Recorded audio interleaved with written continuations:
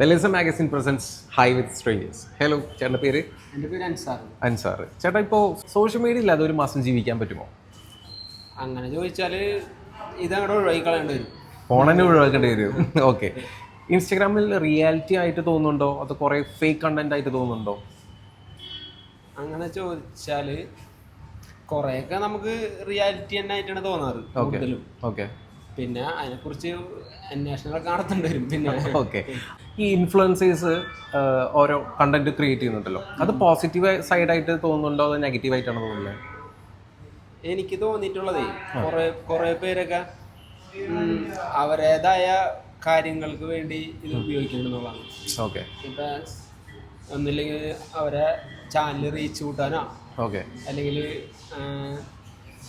അവരെന്താണ് വർക്ക് ചെയ്യണത് അതിനെ കൂടുതൽ ഇമ്പ്രൂവ് ചെയ്യിക്കാനുള്ള പരിപാടി മാത്രമേ നോക്കുന്നത്. ജനങ്ങൾക്കൊരു നല്ലതൊന്നും തരുന്നില്ല എന്നാണ്. എന്നാലും കൂടുതലും ഫേക്ക് ആണ് വരുന്നത്. Okay, fine. Social media addiction ഒരു സീരിയസ് ഇഷ്യൂ ആയിട്ട് മാറുന്നുണ്ടോ? തീർച്ചയായിട്ടും.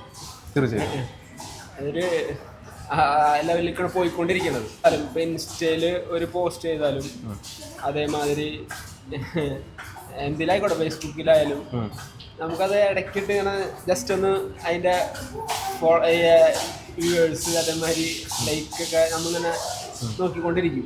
ഇനിയിപ്പോൾ എ ആണല്ലോ, അതായത് എ ടെക്നോളജി വന്നപ്പോൾ ഈ വീഡിയോസൊക്കെ റിയൽ ആണോ ഫേക്ക് ആണോ, എയുടെ ഒരു ദുരുപയോഗം സോഷ്യൽ മീഡിയയിലുണ്ടോ, തോന്നിയിട്ടുണ്ടോ? അങ്ങനെ വെച്ചാൽ കുറേയൊക്കെ എയുടെ നമുക്കറിയാൻ പറ്റാണ്ടായിട്ടുണ്ട്. ഇപ്പം ജെന്യുവനാണോ അതോ ഒറിജിനലാണോ ഈ ഡ്യൂപ്ലിക്കേറ്റ് ആണോ എന്നുള്ള സംശയം പലരും നമുക്ക് തോന്നിക്കാറുണ്ട്. ഓക്കെ. അപ്പോൾ സോഷ്യൽ മീഡിയയിൽ എ വരുന്നത് ശരിയായിട്ട് തോന്നുന്നില്ല. അങ്ങനെ ചോദിച്ചാൽ രണ്ട് വശം, എല്ലാത്തിനും ഒരു നെഗറ്റീവും പോസിറ്റീവും ഉണ്ടല്ല. അതെ. അപ്പോൾ പോസിറ്റീവ് എടുക്കുക, നെഗറ്റീവ് തള്ളിക്കളയുക എന്നാണ് ഉദ്ദേശിക്കുന്നത്. തീർച്ചയായിട്ടും എല്ലാ കാര്യം അങ്ങനെ തന്നെയാണ്. ഓക്കെ. എന്താണ് ഒരു മൈൻഡിൽ വരുന്ന ഒരു പോസിറ്റീവ് തോട്ട് ജനങ്ങൾക്ക് കൊടുക്കാനുള്ളത്? എന്തായാലും നമുക്കിത് ഇതിൽ നിന്ന് തിരിച്ചു പോക്കില്ല.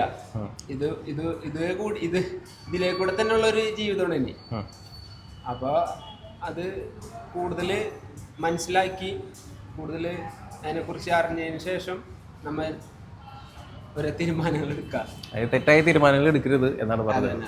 Okay. Anyway, thank you so much. Okay.